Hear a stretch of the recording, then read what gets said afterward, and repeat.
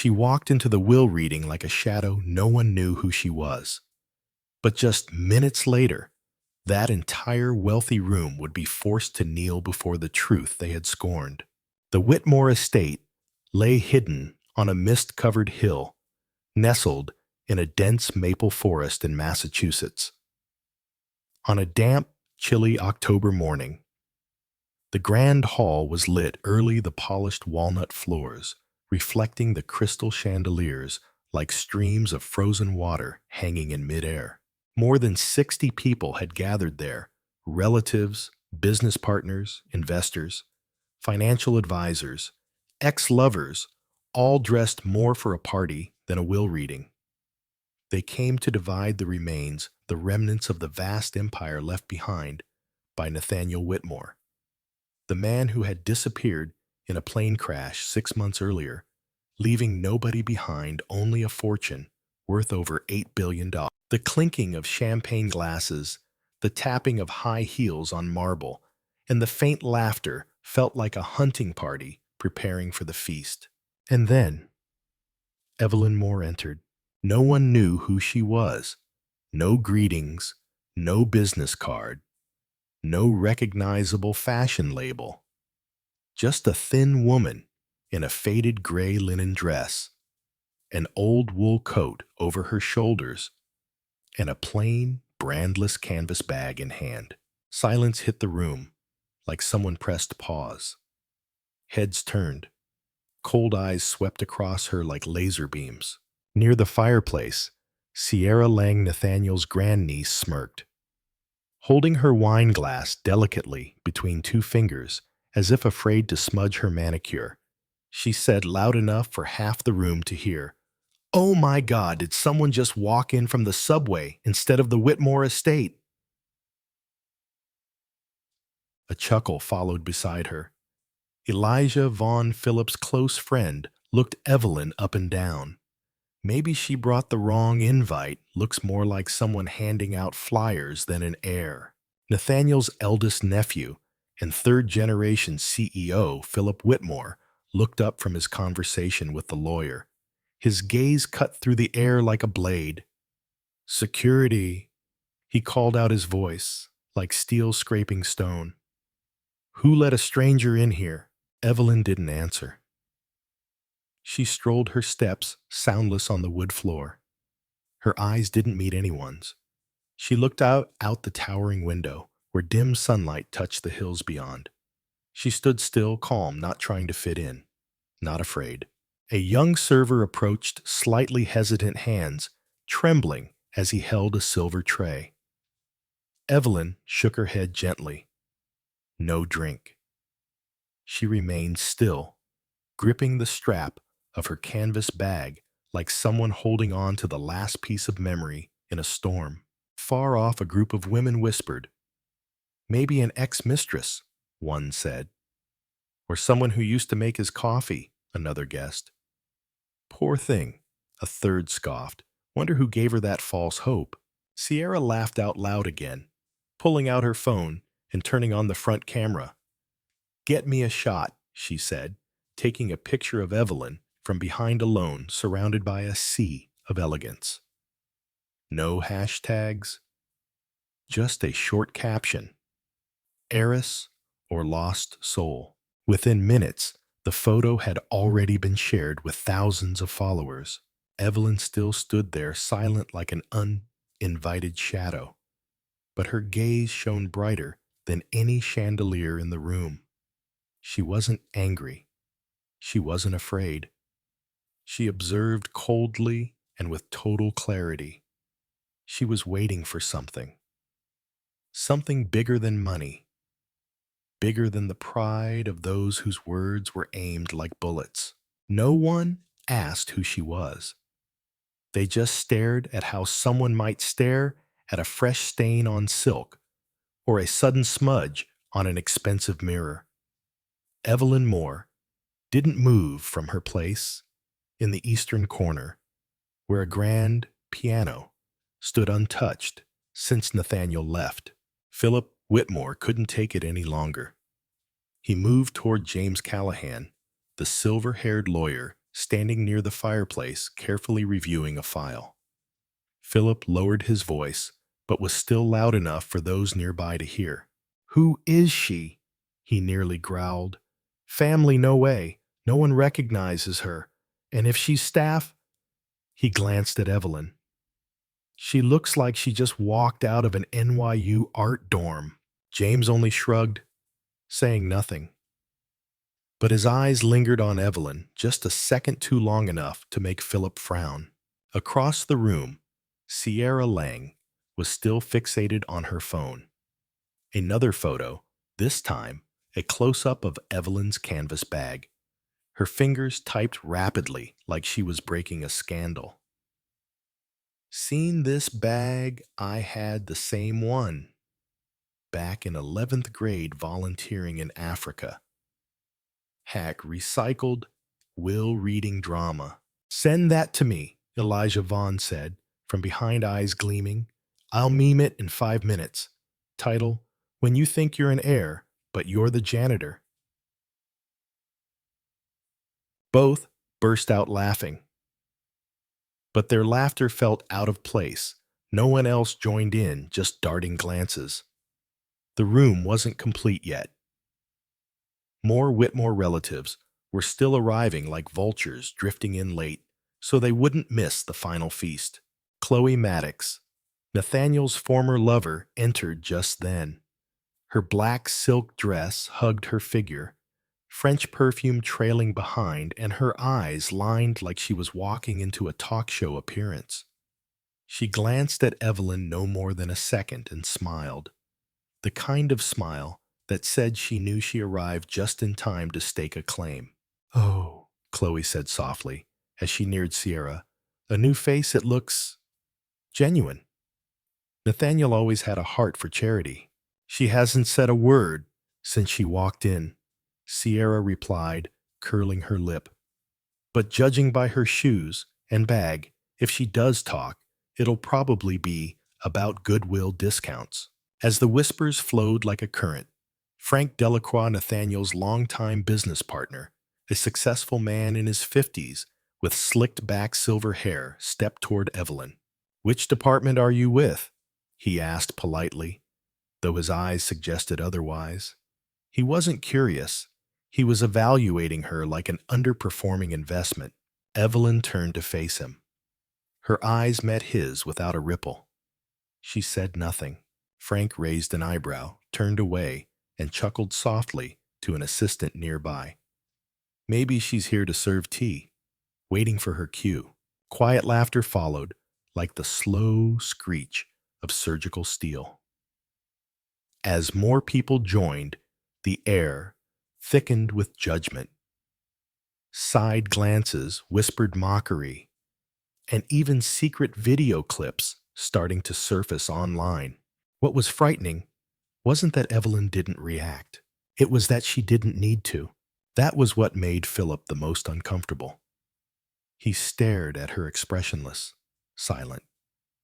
"Cold as a block of dead ice," he muttered. If she had gotten angry or cried, he would have felt more at ease. A hurt person is weak.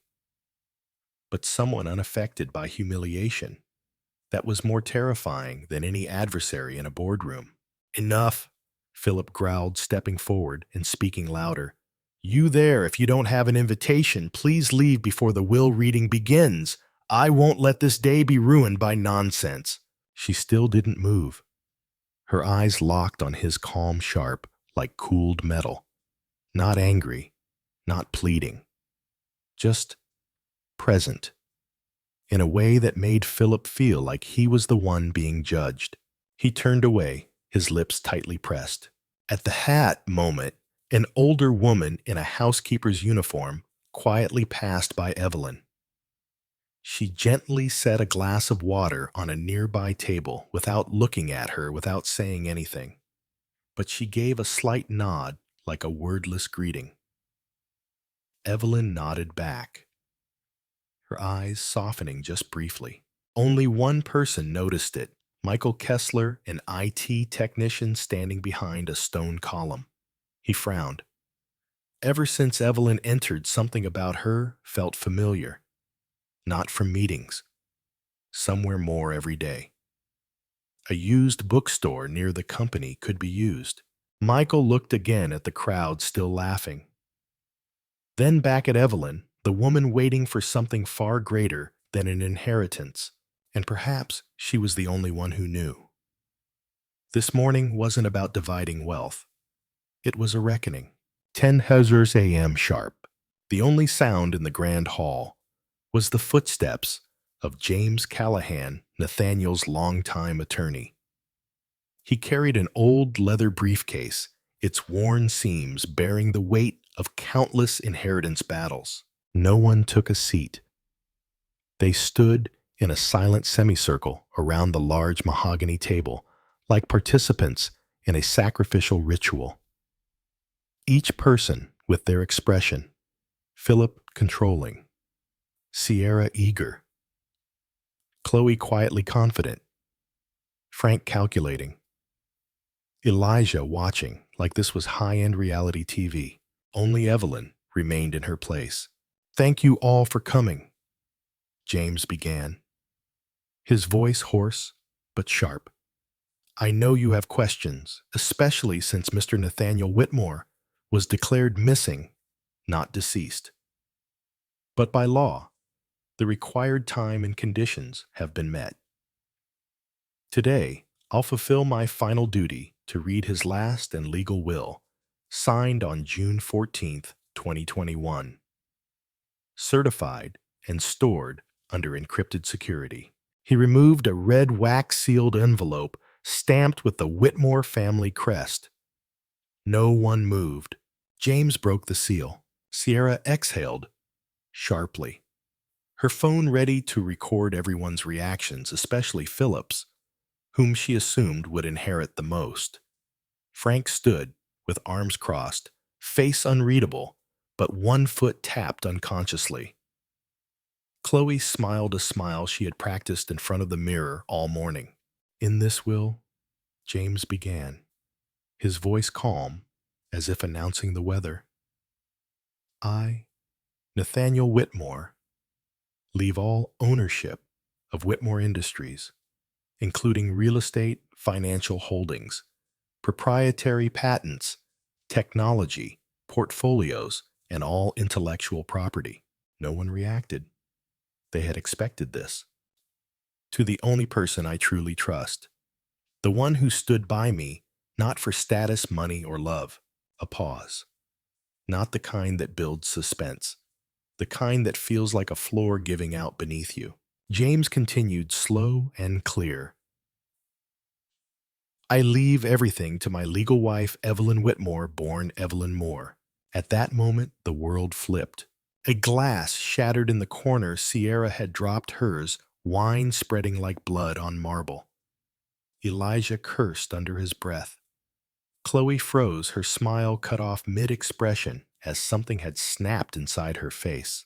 "What the hell?" Philip muttered. Then he exploded. "This is impossible. Who the hell is she?" "Evelyn what? There's no way my uncle got married without the family knowing." His voice rose higher, veins bulging in his neck. James rested both hands on the table, unfazed. "There is a marriage certificate, witness signatures, and—" He pulled out a small USB stick, a video recording as proof. "This is a fraud," Chloe screamed. "Nathaniel told me I was the one he trusted. He would never leave everything to some woman no one's ever heard of." "This is fabricated," Frank shouted. "I invested in 3 of the last funding rounds. I'm a strategic partner, not an outsider." Sierra stood, frozen lips trembling.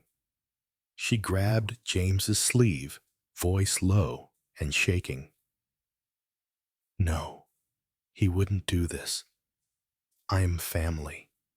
I was always here. I even cared for Grandma when she was dying. I made a tribute video on TikTok for him." James gently removed her hand from his sleeve. "Blood doesn't come with character." Philip turned to Evelyn again. He looked at her like a human being, for the first time, not a shadow. But his eyes burned with anger. "You're impersonating he spat. You're a fake. That paperwork, that video. Anyone can fake those. I'll have them examined. I'll sue you. Evelyn finally stepped forward. One slow, measured step. Each footfall felt like the tolling of a funeral bell in an old chapel. Her eyes never left his. I didn't come here to make anyone believe me, she said, her voice soft like wind over forgotten graves. I came to stand still and let the truth do its work. At the back, Sierra had sunk into a chair phone shaking in her hand. Social media no longer meant anything. The image, the attention, the likes all felt suddenly empty. She was no longer the main character in this story. She was a background detail. Frank slumped into a seat, both hands gripping his head. I miscalculated right from the start. I should have paid attention to her. Who is she? Why would Nathaniel? Elijah let out a laugh. But it was crooked. Okay, someone claps. The rank right hidden cameras, premium reality show, right? No one responded. Chloe staggered closer to Evelyn. Her eyes were red, not from emotion, but from chaos. You? How? She asked, almost pleading. I used to think I was the one who understood him. Evelyn looked at her. You knew a part of him, the part he wanted you to see. And I was the part he kept. James returned to the table and inserted the USB into the laptop. The big screen lit up. A video appeared, grainy but clear. In a simple suit, Nathaniel held Evelyn's hand in front of a small courthouse in Vermont. They laughed. They kissed. They signed the papers. The witnesses beside them were a nurse and a librarian. No one could say a word. Some people started leaving the room. But Evelyn remained standing, not as the winner, but as the one holding the door open for the truth to come in. Truth doesn't need reasoning. It only needs enough time. The video continued. The images of the simple wedding in rural Vermont left the whole room silent. Nathaniel and Evelyn had once chosen such a humble beginning in a world of prestige and polish. Then the screen went black. Just a few seconds later, a new frame appeared. It is not an old video, but a live broadcast with a timestamp in the bottom right corner, April 15th, 2025, 10:32 a.m. A simple room, dimly lit by fluorescent lights. A man sat in front of the camera.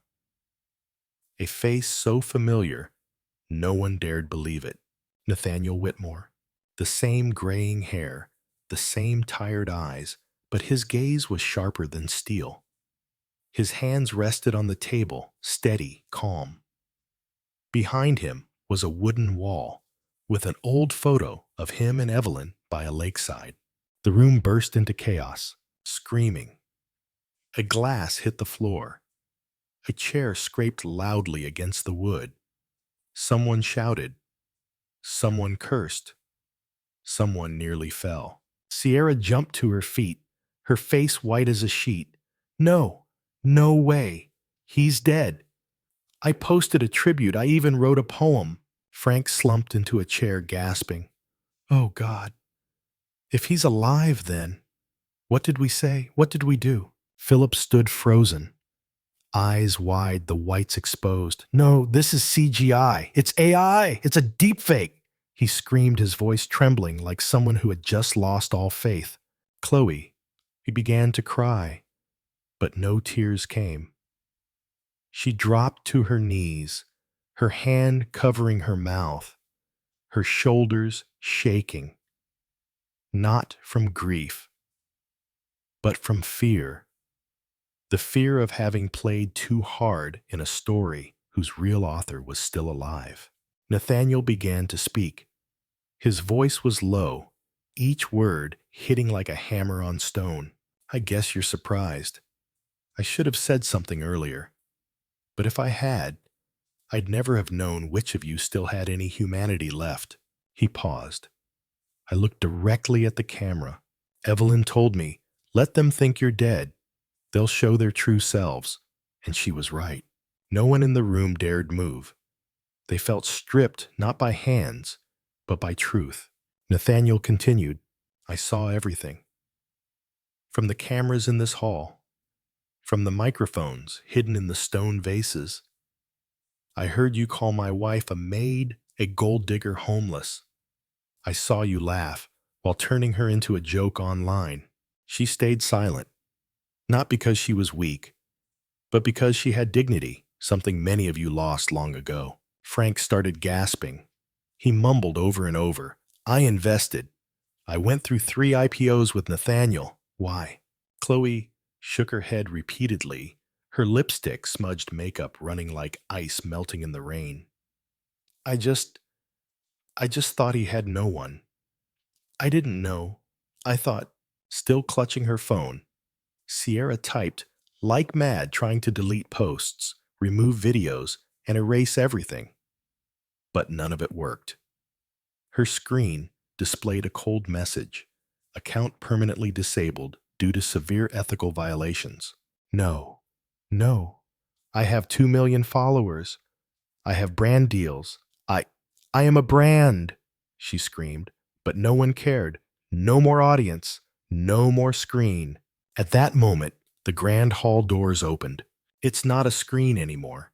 Nathaniel entered alive. He walked in. No bodyguards. There is no dramatic music. Just a man in an old suit, dusty shoes, and a face marked by time and silence. No one said a word. Evelyn stepped forward. They looked at each other. No words, just a nod, a confirmation.